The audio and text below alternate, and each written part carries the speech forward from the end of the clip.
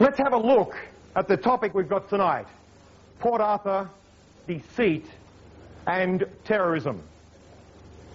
Do you know, for thousands of years, many of those in power, whether it be church, trade, media, or politicians, government, have tried to silence dissent. Indeed, if they couldn't silence the dissenters, they often killed them, or they certainly disparaged their name and their good position in society. And this has been the lot down the ages to our modern whistleblowers and others who would speak out and tell the truth as they see it. The Invrel Forum was formed back in 1988, quite some time ago these days.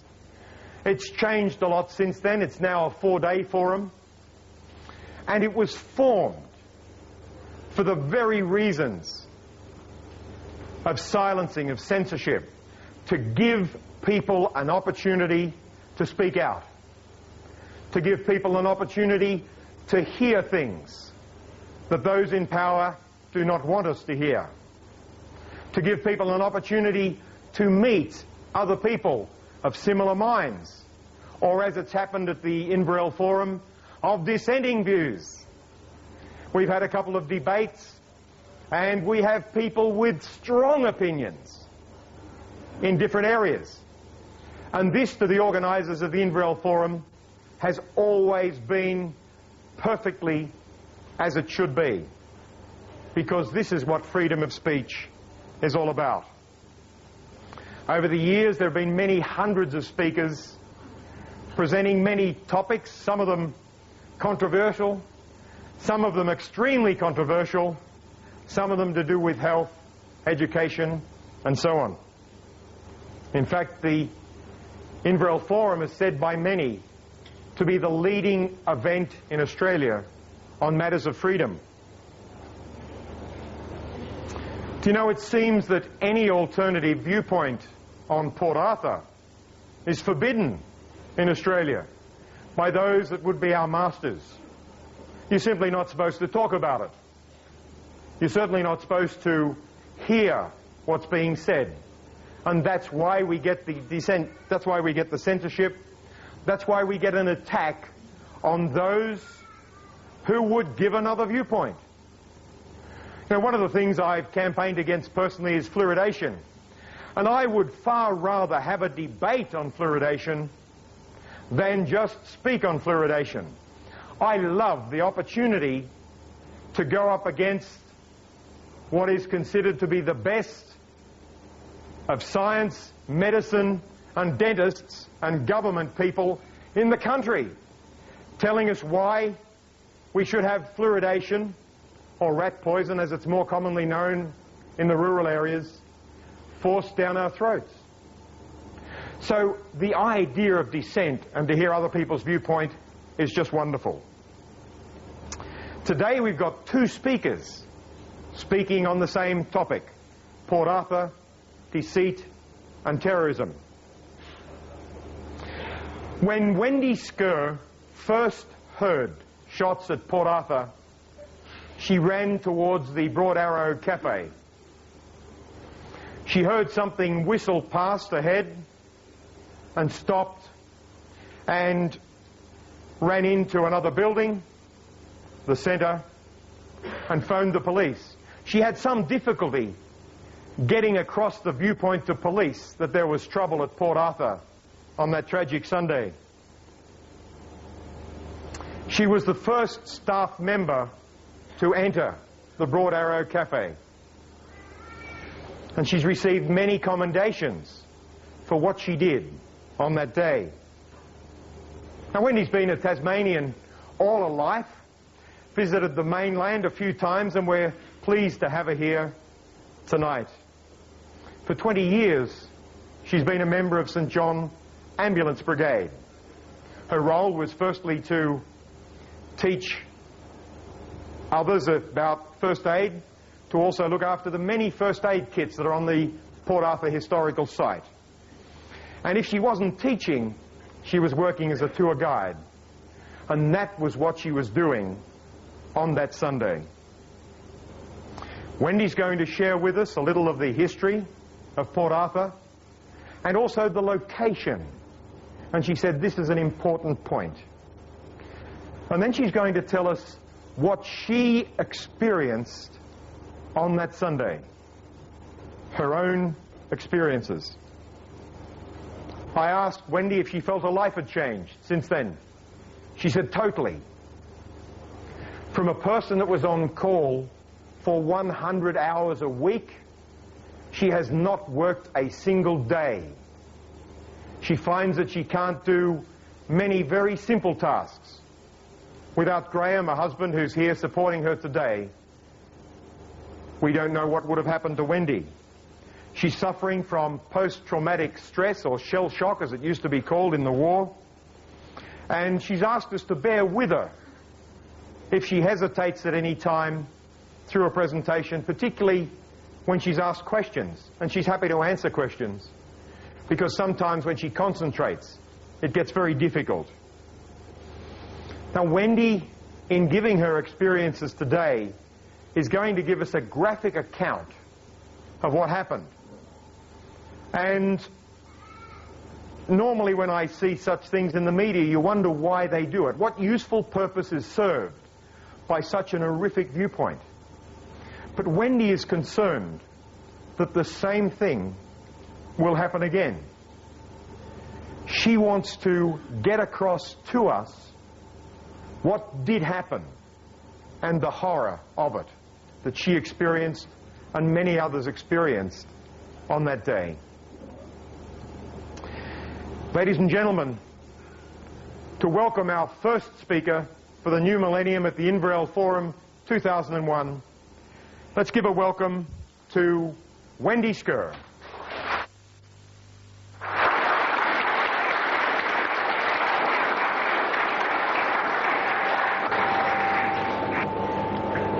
I would like to thank the people of Inverell and the Forum Committee for inviting me here tonight to speak. If it hadn't have been for these people, I guess my story would never have been told. It certainly was never going to happen in Tasmania. So thank you. On behalf of my husband Graham and Andrew, I would like to thank Robert and his committee for inviting us to speak tonight.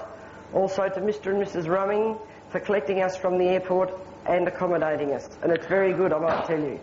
There is one other person here tonight that Graham and I met on the phone about 4 years ago, Mr. David Barton. Thank you, David, for your support. It has been a pleasure to meet you in person. Thank you also to Andrew McGregor for the work that he's put in. I'd read a lot of the documents on many occasions, and I just read over everything. But Andrew, being an ex-policeman, he had a more investigative mind than what I had. Port Arthur is a story of social engineering at its worst. This is the first time I have spoken in detail publicly of my experience at Port Arthur. Out of respect for those killed and their families, I decided my complete experiences should not be told. I am now convinced that our politicians, elected public servants and their offsiders in the bureaucracy have used this against me in their efforts to make sure that due legal process in relation to the Port Arthur massacre never happens. Comments such as, after nearly 5 years it should be forgotten, to me are an insult. You decide for yourself the possibility of me ever forgetting when I have finished speaking tonight. I haven't anything to hide, I don't sleep well at night, but I hope after tonight there are a few more in the same position, and it's not you people. They know who they are. If the cap fits, wear it. There were many heroes at Port Arthur on the 28th of April 1996. I saw the fear, the terror, and against all odds, the staff and visitors who were there give so much of themselves, more than anyone should have to in peacetime in this country. In some cases, these people had found next of kin and partners deceased or injured, but they had no choice but to keep working on. After all this effort, a lot of these people have been thrown on the scrap heap, especially the visitors. Many of them have told me that they have not heard from any Tasmanian Government department or the Port Arthur Historic Site to ask how they are for the past 3 years or longer. Although I have only had regular contact with a few visitors, there is no doubt in my mind these people would be experiencing considerable difficulty. One of these victims lost her only child that day and has had no less than 30 operations in the last 5 years. She was also very severely injured. In fact, when I hear of their problems, I feel guilty that I'm a Tasmanian. If this is the way we treat our tourists, then I wonder why they visit us at all. And if you want to read a little on this particular lady's story, it is in this week's New Idea. And her name is Caroline Lawton. To these people I say, the thinking Australians are not fooled. They simply don't know the half of it. John Howard said it would be too hurtful for the victims and their families to have a coronial inquiry, as did the Tasmanian Attorney-General Ray Groom. We're still waiting for that coronial inquiry. Without finality, how can we be expected to continue our lives? I recently remember the night I saw John Howard demanding the Australian victims in the bridge collapse at the Maccabee Games be properly compensated by the Israelis. Don't get me wrong, I'm not for 1 minute saying they shouldn't have received compensation, but the Port Arthur victims from all over Australia and overseas never received any more than criminal injuries compensation, and I know many who haven't even got that.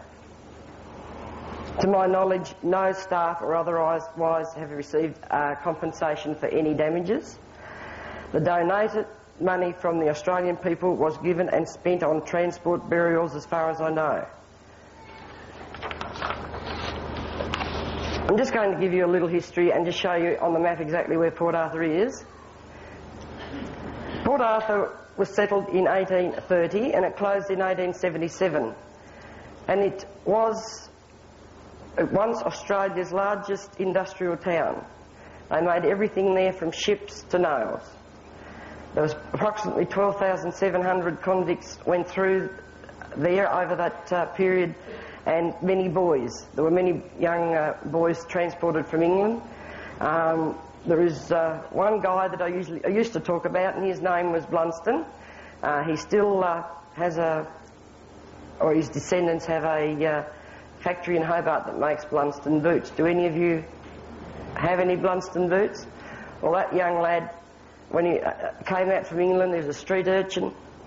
He learnt the trade of boot making at Port Arthur as a boy prisoner. So it wasn't all that bad for them, because a lot of these boys did make something of their lives. I will talk about communication. Communication with the outside world in the 1830s, using a semaphore system, enabled a message to be sent to Hobart Town and a message returned within 15 minutes. If a phone wasn't available on the day of the massacre, I hate to think what would have happened. All other forms of communication with the outside world were hopeless. Two-way radios, mobile phones. They did it better in the convict days. The authorities had been aware of this problem for as long as I can remember. The Port Arthur site is a government business enterprise and is run by the Board of Management. Thousands of visitors arrive annually. About 90% of these visitors come from interstate and overseas. And it was about 90% of the people that were injured and killed, the same thing applied on that day, so 90%. Now we've got a map here, and I'm just going to walk over here and just show you where Port Arthur is, and Andrew will also be using this map. We have, can everybody see before I start? This is Port Arthur, and this is where Seascape was. This is where Turana was. We're talking about this quite a bit. And this is Eagle Hawk Neck. And this is the only way you can get onto the Tasman Peninsula. So you can see why they chose this area as a penal or a prison, because it was surrounded by water, and it would be an island only for this little neck of land, which is only probably 200 metres wide. They had a team of dogs on there, and they were chained together very close. And they used to tell the convicts that this place was infested by sharks just in here, so they wouldn't swim across. But that didn't stop the bushranger Martin Cash. He had to go. And then we've got this other peninsula, and this is the Forestier Peninsula. And up here, we have a bridge that just, when it's open, completely shuts that off too. So you've got actually the Forestier and the Tasman Peninsula. I won't go any further with any of the others because that's Andrew's talk, but I would also like to point out the coal mines. And I would like you to see where they are in relation to Hobart. Now on Mount Wellington in Hobart, there is a tower that actually transmits all the communications, and the coal mines out here would have been the only place where the perpetrators of this massacre would have planned to leave a heroin haul, as they called it.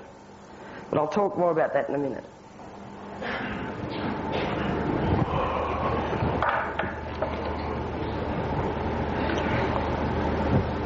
So the Tasman Peninsula's southeast of Hobart. Travelling time from Hobart is 1.5 hours. That's travelling at the speed limit. The road is not very good, it's rather windy and quite narrow. My day at Port Arthur started on the 28th of April 1996. It is my own story. My life stopped that day. To best describe the feeling, it would be to say it's just like a tattoo on your brain. I feel like taking the top off my head and scrubbing until all my memory is removed. But it won't go. I only think about it every 10 minutes now. For the first 2 years it was all the time. There would be almost 500 other stories that day. No matter where you were at the time of the shootings, there are many who would feel just the same as what I do. On that day I was rostered on the ferry, the Bundina. I used to love the Bundina, going around the harbour and conducting tours. I'd done a harbour cruise early in the morning from between 11 and 11:30. Between 12 and 1 I took a group of people onto the Isle of the Dead, and that was the convict burial ground. A lot of those people that accompanied me on that tour, including the Mickacs, I found their bodies later in the Broad Arrow Cafe. Nanette Mickac was very well known to me. Her father lived 2 doors from me. I nursed her mother. She died 15 weeks previously. I'm glad she wasn't alive to see the death of her daughter and grandchildren. I left the ferry at about 1:10 p.m. When I reached the outside balcony of the cafe, I noticed a young man with blonde hair staring at me. He would have known I was a staff member, as we always wore a navy uniform with a name tag. As I walked by, I nodded at him, he nodded back, and I went into the cafe to buy lunch. I went to where the staff could purchase their lunch without getting hurled up, and walked out of the side door, and I went to the information centre. It was then about 1:20 p.m, and if Andrew could just come over and do his work, like he's supposed to, and put up an aerial photo for me, I'll be able to show you exactly where I was. Can't get good help these days.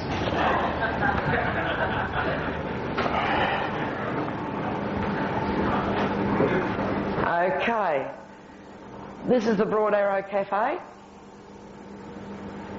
and there's a lot of bush up behind these cars. It's important you remember that. I'll just walk across here now. The side door of the cafe was about here. That's where I was. So that was called the information centre.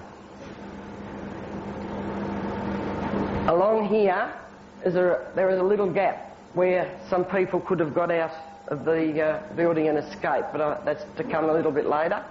Down here, the bodies are still there. There's a couple here, another one here.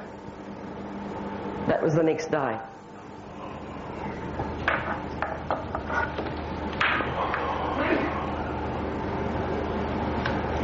I went to the toilet, as all good guides used to do, and returned to the information office and sat down for lunch. Often I did eat in the Broad Arrow, but that day, fortunately for me, it was busy. We had about 500 people there. And so I didn't sit down in there and have lunch. The shooting itself started at about 1:30. I say about because the 1:30 walking tour hadn't gone. if the guides didn't leave on time, they'd find they have no time to have 5-minute break when they came back before they'd have to take the next one. So the walking tours always went on time, and it hadn't gone, they hadn't even split the group up, so it was definitely before 1:30. And that is often disputed. I heard the sound of very, very loud bangs, and I never thought of a gun.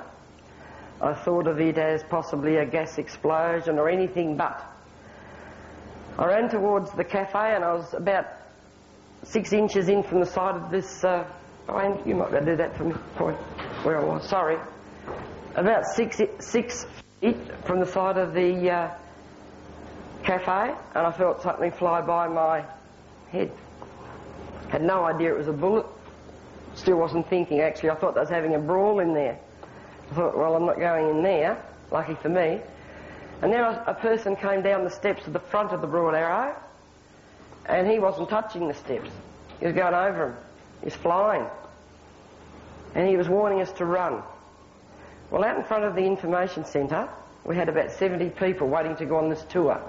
There was a bus load of elderly Americans, and they sort of didn't want to leave. They thought, gee, they do it well down here, you know. They really put on a show down here. In fact, I lost sound. No, a little bit early in... right? A little bit earlier in the day, one of the tours had been going up to the Commandant's cottage, and just as the shooting started, there was a girl taking a tour away from there, and that's over the bay from the Broad Arrow, right opposite.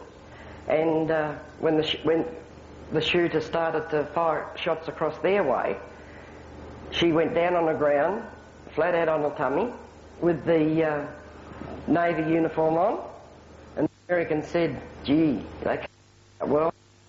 And it wasn't long.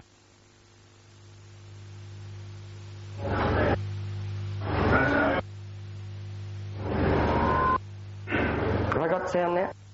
It wasn't very long, and the Americans that was with her were back on the ground. The bullets started flying. I don't think it was working very well. Sorry about this.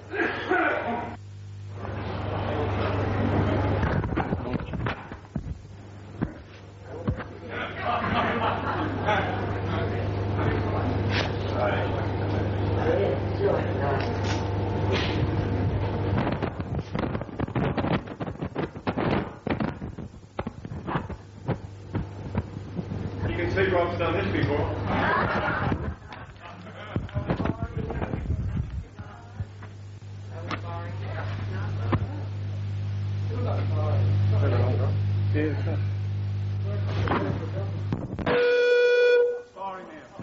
We're firing now. Testing, 1, 2, 3. We right?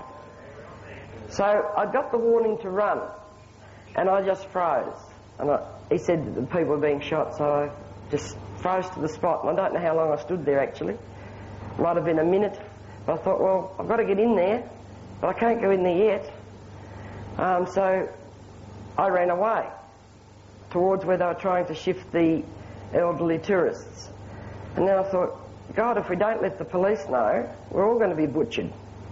So I went back into the information centre, and you all can see where that is. And when I got in there, Sue Burgess and Stephen Howard were in there, and no, they weren't phoning the police, but what they were doing was very good. They were phoning around the display houses and up to the toll booth and warning them to not let any more cars in, to get the people in the area and get as many people locked up in those houses as they could. And so I ran in and I rang the police. It was 1:32 p.m. exactly, and that has been recorded. I had a little trouble convincing the police officer, naturally.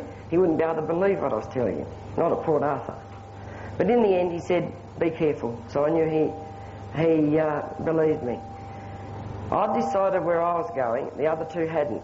So I just said, follow me, I know where to go. And then Sue, being Sue, who was always very conscientious, she said, what about the money?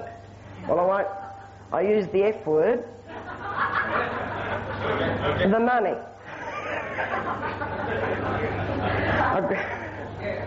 One of them had grabbed a two-way radio. I hadn't thought of that, and so we ran. And just as we came out of the cafe, he came onto the balcony of the Broad Arrow, and he started firing shots. I've been told that he actually was firing at us, but he mustn't have been trying to kill us. I think he was just going over our heads. But the man that saved us was a gentleman at the penitentiary on a cherry picker, and he had it right up in the air, working on the brickwork. Anyway, he decided he'd better get out of there, and he started the motor up. And then he started having a go at him as he lowered it down. So we got around the toilets, and up behind the Broad Arrow there's a lot of bush, and there's a bit of clear space. So we ran up the hill, and when we couldn't hear him shooting, we dived into the bush. Then we'd run again when he was shooting, because we could tell where he actually was, and when he wasn't shooting, we jumped in the bush again and laid flat. We did this 3 or 4 times, and then we heard shooting up the road. That would have been, the first shots would have been when he killed the Mikax. Then it seemed to be getting further and further away. And then we got up behind the cafe, and we found a young lady who was working in the cafe, and she was just so traumatised and frightened. She was just standing there. As we walked down the hill to go into the cafe, we took the young girl with us, and I knew we wouldn't be able to take her in there, but we found a man that appeared to us to be shot with a shotgun. He seemed to have pellets all over him, but I've been told since it wasn't a shotgun. I don't know. Finding another man who'd been shot in the head, and he had a piece of dirty rag over it. He said, "Do you want to have a look at it?" I said, "No, leave the rag there." He said, "I don't know whether the bullet's gone through my brain or whether I just, creased the skull." So that was nothing to what I was to find later. So we got these 2 men and got the young girl and got her to hide them. Now, about this time, we got a message from Ian Kingston, one of the car parkers on the day, and he said, "The vehicle's abandoned, it's still here, but we don't know where he is." So I was frightened, and I think that was the stage I peed myself. I was panicking, I was so frightened. I also knew what I was going to have to face in the Broad Arrow, and having been on an ambulance for years, I've seen what gun can do.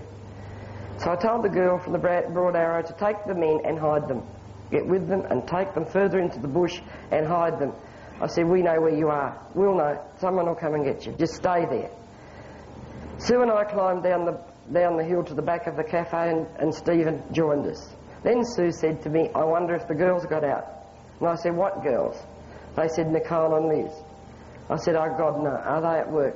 And she said, "Yes." Now, Nicole and Liz were, Nicole was Stephen's wife. Nicole was Sue's daughter, and Liz was Stephen's wife. They'd been married at Port Arthur only 3 years before. Nicole was 17, Liz was 25, and she'd only worked at Port Arthur for 2 weeks. And I'm thinking to myself, how do I cope with this if there's anything wrong? So Andrew, I think, put an OHP up in the cafe. I took some very deep breaths and I entered the cafe. Had to put on a brave front. There were bodies and body parts everywhere, even on the ceiling, sliding down the walls. Blood and bodies everywhere. The smell of warm blood. I knew I had to look for the girls. I had to go to the gift shop area. And both these girls were lying behind the counter of the gift shop, and both were dead. I thought, how am I going to cope for this? So, I knew as soon as I looked at them they were gone, because there was a huge blood loss. And so I put on an act, and I got down and made out I was feeling for their pulses, because they were saying, "Can you do anything?"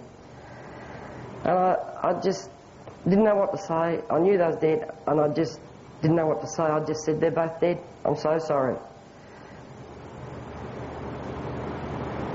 There was silence for a couple of minutes. I couldn't look at Sue and Stephen. I just couldn't look. I just couldn't look at their faces. They were so brave, in a terrible position. I asked them to leave and go out and help the others. They both did. Actually, Sue was in charge on the day. They put on a brave face, and nobody out there would have known what a terrible fate their girls had suffered. They continued to look after the visitors as they steadily returned to the front of the information centre. Both Sue and Stephen were highly trained in first aid because I'd trained them. This is what I had trained for myself, but never at this magnitude. When you join the emergency services, you don't expect it to be easy. I'd experienced many tragedies, but never a war zone like this. No one could be trained for this. I started to look for survivors in there, and there was only 3 left alive. The 2 men I'd found on the hill outside they'd got out, but that's actually where they were shot. I'll talk about the first person I found alive. His name was Graham Collier. He was shot in the neck.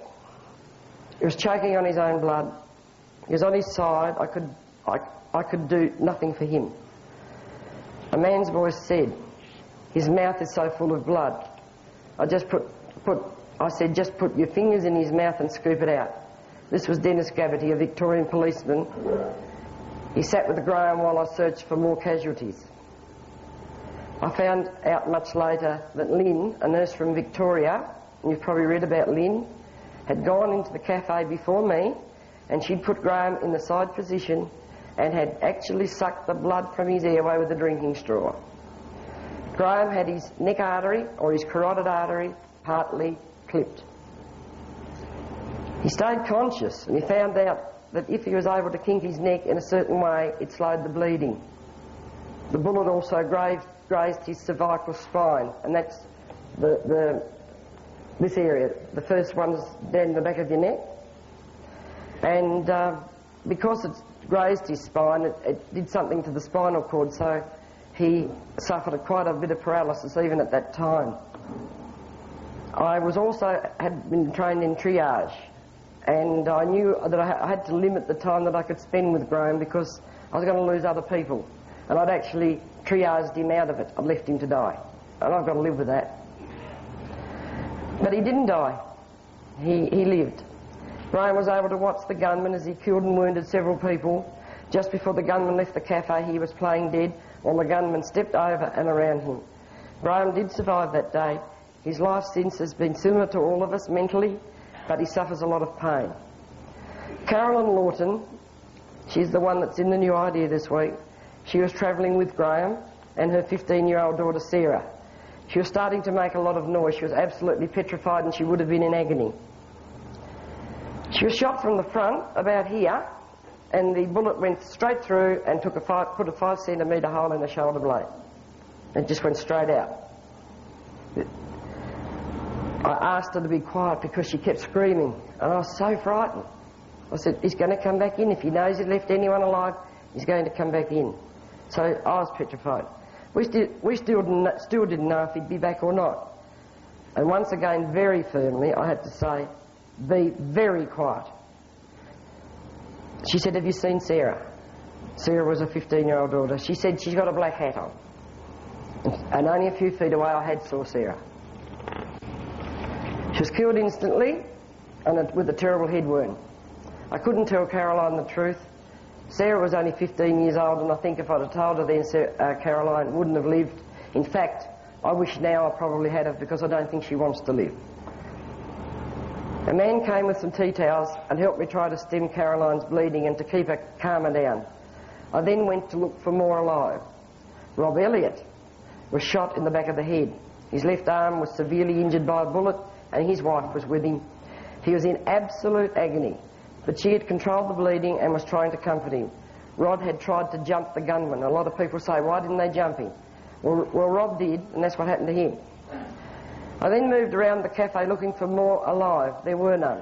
When I arrived at the only outside door in the gift shop, I found 5 dead, a total of 7, including my 2 workmates behind the counter of this gift shop. I'll go to the map.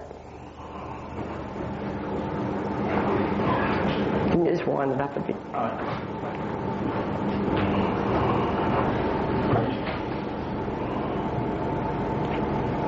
We've brought these little illustrations because I think it's much easier for people to understand.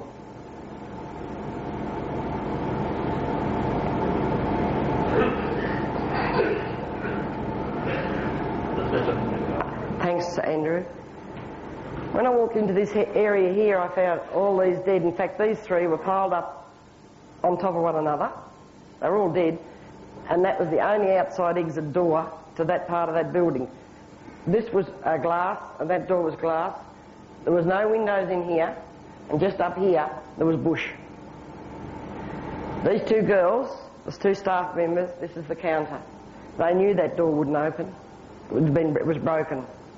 And they hid there. But had that door have opened, those two girls would have led those people to safety. We call this a Hessian screen here because three ladies were hiding in behind there. Two of their husbands had pushed them in there. And and there was another lady with them as well. Now, they, I believe, was nearly last killed in that cafe. And because this was the only other exit, and that was past the gunman who was working in here and through the front door here, it's only natural they're not going to try to go through there.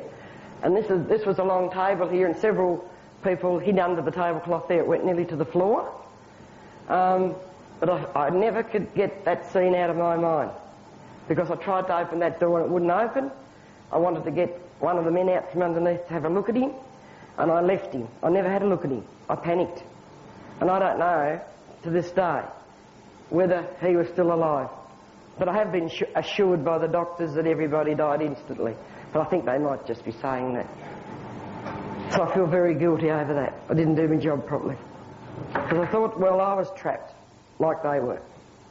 I was trying to get some assistance. Oh, I've just told you that, sorry. It would have been at just about 2 o'clock by then. I walked quickly. I've lost a page. Here we are. I walked quickly to get to the phone in the office of the cafe because in my training we'd been always told if you've got a mass casualty situation to please let the ambulance service know what you need. So I knew I had to go and do that. I couldn't believe my eyes when I saw two Asian people sitting on their chairs, one holding a knife and the other with her finger through the cup of a cappuccino, and they had been shot straight through here. They hadn't known what hit them. It was so sudden. As I was moving to the office to phone the ambulance service, I trod on something. It seemed to crack under my feet. It was the skull of a young woman. She'd had the top blown off her head, and to my horror, when I looked down, her brain was lying in a bowl of chips. It had fell out of her head and as she fell to the floor and went into the bowl. I thought to myself then, I can't take much more of this. I covered the bowl with a tea towel. I finally arrived in the office. With the phone in front of me, I dialed the ambulance station in Hobart. Peter Morgan, who I know, was in the control room that day. He answered the phone. It was so good to hear from someone who I knew immediately would have the situation under control. I must have been babbling a bit because he had to calm me down. He asked me how many were dead. I didn't really know. I hadn't done a count. He said, how many can you see from where you're standing? I counted about 12. And he said, what do you need? I said, everything you've got. I need all the ambulances you can find, helicopters, and I said, I need the police. It was just about then that Paul Cooper, another guide, he'd just finished his advanced first aid training, and he came in to me and he said, I've got too much to do, I can't help you in here. He said, I've got them at the buses, because the gunman had been to the buses. But there was a nursing sister there, her name was Robin, and so she assisted Paul at the buses. The local ambulance rang shortly after I'd contacted Hobart. They were outside. They weren't allowed to come in until they got the all clear. And I felt really happy to see them, but I didn't realise when they arrived that they'd witnessed the carnage on their way in. Firstly, the toll booth area with 4 dead and the covered bodies of the Mikacs. We now had oxygen and some suction equipment and some IV fluids, thank God. Steve Ireland asked me, and he was the local doctor down there, to go and find as many wounded as possible and take a note of their names and their addresses and list their injuries. So I had to start going around again and looking for wounded, and it was all horrible. You just couldn't get away from it. I was never so pleased, though, to be relieved in that cafe. I went to the cottage next door and I found the man there and his wife, and they were petrified, and he'd had the side blown off his face. and he had a bit of dirty rag on it, and he wanted me to have a look at it. I said, no, I don't want to see it. It's not bleeding, leave it, leave it. They were worried he might come back. I said, well, the veranda's partly covered in, just stay there. They started to look at me a little bit strangely, and I must have looked awful because I had blood all over my legs. I put my fingers through my hair, and on the backs of my fingers, as I did this, I had body matter all over them. It just fell off the roof on top of me. My shoulders, my hair was spattered. I must say at this point, there were many visitors, bus drivers and staff who all exposed themselves to that horrific scene to help out. Without their help, I'm sure the death toll would have been much higher. There was also a man making cups of tea, believe it or not, going in and out, stepping over the bodies and distributing the cups of tea around. By this time, it was nearly 2:30, the Dunalley ambulance arrived. And that's where the bridge is. But I'll leave that for Andrew to tell you about. And on board we had a paramedic. Back outside I found more casualties. Young Bridget Cook, a staff member, had been shot in the leg. And she'd tied her apron round and she said, don't you think I've done a good job? She said, I remembered what you taught me in first aid. And I said, yes, you have, but your leg's going a little bit blue. I think we've got to do something about it. So the doctor had a look at her and we decided to release the tourniquet a bit and just loosened it. By this time, people began to come out of hiding. There was more ambulances arrived from Hobart. No police yet. Only the ones that came in the helicopters, because there was always a policeman in there. I can remember one of those police officers on the helicopter going to the phone and he rang police headquarters and he said, get some effing police down here. There was nothing they could do as they were unarmed and were required to leave with the helicopter. We still didn't know where the gunman was. I was now asking myself, where were the police? It was now about 3:30 p.m, 2 hours since I'd called them, and it should have only taken 1.25 hours for a police car. I know if an ambulance can arrive from Hobart, the police should be able to do it even quicker. Visitors had evidently observed me going in and out of the cafe. They would also note that I was a staff member once again because of my uniform and name tag. I remember a lady came to me. She was so upset. She said her husband was dead in the cafe. She had no car keys or money. It was all in his pocket of his trousers. She was so desperate. She wanted me to go and collect it from her husband's body. I explained to her that was the police's work and I was sorry. But they hadn't arrived yet. And I just started to feel embarrassed about it. I then had a request from a man, similar. He wanted his wife's handbag. She was dead in the cafe. And I thought, this is getting out of hand. Where are the bloody police? Just after 2 episodes, a lady told me she couldn't find her sister. She asked me if I'd seen a lady in there with black hair, green trousers, white trousers and a green shirt. I walked back in. She was there and she was dead. I went outside. I told the lady that I believed it was her sister in the cafe who had been shot dead. The only way she could identify her immediately would be to have a look for herself. I advised her not to. I said, the police will be here shortly. They hadn't come. And you can ask them what to do. I never did find out if that lady went in. Even those who had witnessed nothing were traumatised from the shock of the event. The policeman was... Oh, he'd arrived, that's right. One got there at 4:30. Sorry, I hadn't told you that. And they dropped him in at 4:25 and they drove out at 4:30. Just dropped one off. And he was there, and all he was doing was able to collect names and addresses. He wasn't armed, and I really did feel sorry for him. We still had, probably about 400 people there. We had counted 32 dead bodies and we had about 19 injured. The situation was still so hopeless and we were helpless. Eventually the hotel sent an invitation down for the survivors to go to warmth and have a cup of coffee and something to eat. The policeman installed himself in the hotel and went on collecting names and addresses. Then Walter Mickett came to me. I had no idea what he wanted. I felt sick to the stomach when he asked me if I had seen Nanette and his daughters. I thought they would have been home by now. He told me he'd found her car still at Port Arthur. But they weren't home. I couldn't answer that question, as I know he probably would have asked me to go and look, because I'd been told there was a woman and 2 children dead up the road, but I hadn't gone up to look because I couldn't have stood that. We were very busy, and at about 5:30 we were taking the next of kin to a cottage where the CEO lived. during the week. Staff were there lighting fires to receive these people. They were also sad, and we took 2 little van loads up.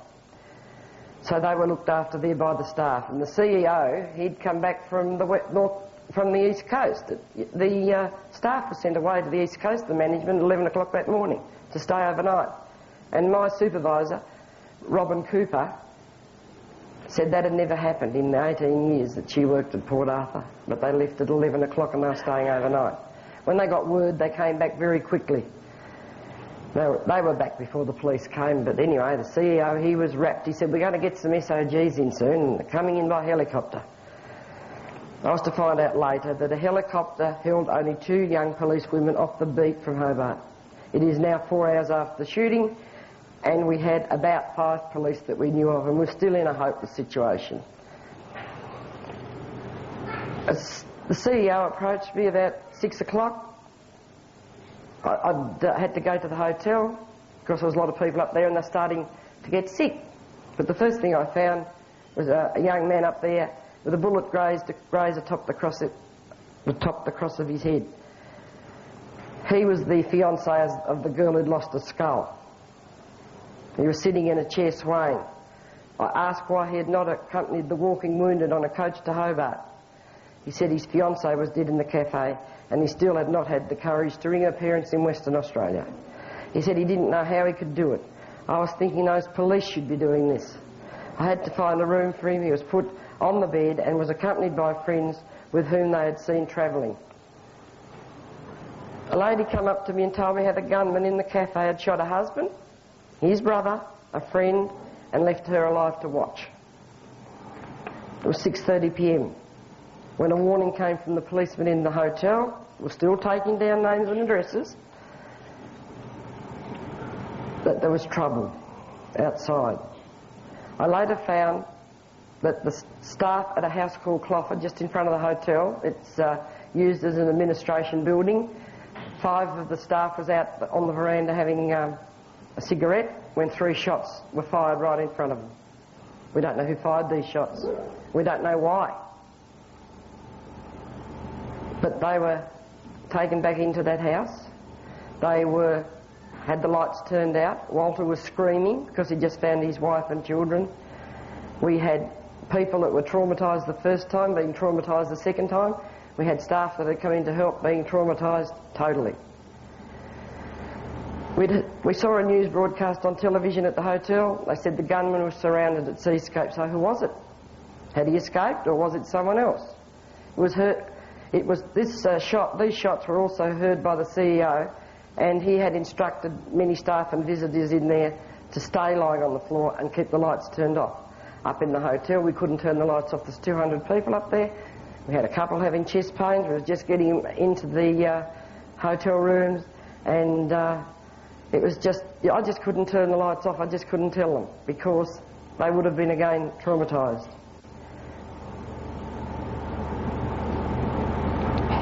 The matron of the nursing home at New Bennett, Sandra Carmichael, arrived at the hotel to help me. We were continually finding all these people unwell, and we was filling up one bed after another, and I just said, where are these ambulance people? But they were down at the Broad Arrow and everywhere trying to look after the crime scene. Just after 7:30, in they come. Police from everywhere. They were heavily armed. They escorted the group from Cloffer to the backpackers hostel next to the hotel. Police also came in and was assisting our lonely policeman who did a wonderful job. Several trauma counsellors walked in from Hobart. They were treating us like children. I'll never forget these people. They had no compassion. I know a lot of the visitors obeyed. Some had no option. I have no idea what happened to these people. We sat down for a while, totally dazed and traumatised, and all of a sudden we had more to do, but this wasn't to last long. Some men who had arrived with the coroner weren't very well, and they was up at in the bar, and they were crying. They couldn't stand what they'd seen. My day finished at 1 a.m. on Sunday the 29th of April. I went home to my husband, and I fell into his arms, and I cried and I cried. I quietened down and I decided to wash myself. I showered and showered. When I started to dry my feet, there was deep cuts in it. in the top of my right foot. I didn't think at the time, but a few days later it dawned on me that I should have tests for Hep A, Hep B and HIV. Normally this would have worried me, as I had a lot of other people's blood on my feet, but it didn't seem to bother me. It didn't seem to worry me at all. A few weeks later, the results came back negative anyway. Over the next 2 weeks, we buried our workmates, acquaintances. There was 9 in total for us. The Micaks in Heidelberg in Victoria, after a service at the hospital where Nanette and Walter met. And it started to dawn on us that we weren't fitting in down at Port Arthur. We were all unwell. We seemed to be kept apart. We were being separated. A Salvation Army team of counsellors from Sydney and Hobart were so helpful. Major Don Woodlands was to become a special friend to us all. I don't know whether any of you have had any contact with him, but he's a marvellous man. And I was very go. I read a statement. We've been given a lot of witness statements, and that was one of Mr. Jim Laycock. And evidently a police officer arrived on the scene outside of the site, but he was talking to this man, and he'd witnessed, or he'd been to see the girl that was shot in the BMW. He'd seen the people shot at the toll booth, and he was there 3 minutes after. And he'd been our local cop down there for 12 years. He knew most of the guides, and he drove away. And we've never heard anything about him as far as the Port Arthur incident goes. So I found that very hard to handle, as I had him in my first aid classes. I've taught him 2 or 3 courses. I don't know where we go from here, but we need help. We need, as Australian citizens, we need to know the truth. I don't know whether we ever will, but we must have that coronial inquiry, not a royal commission. And because of the display of courage and bravery at Port Arthur on that terrible day, the injured victims who were alive when they were found survived, and they're still alive as far as I know. The last thing that I'd like to say is that it has been reported that a lot of us have psychiatric conditions. We have indeed. I still see a psychiatrist. I've been in hospital many times in an effort to beat my depression. I've also had shock treatment. I even tried to commit suicide to find peace.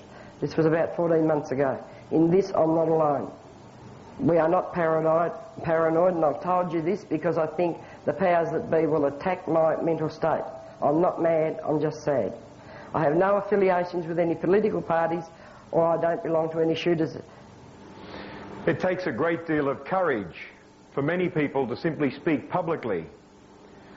To speak on such an issue and to relive those experiences indeed shows us that Wendy has the courage to speak out. Yes? If I'm correct, can you hear me? How's that? Got it. If I'm correct, you said not a royal commission? No.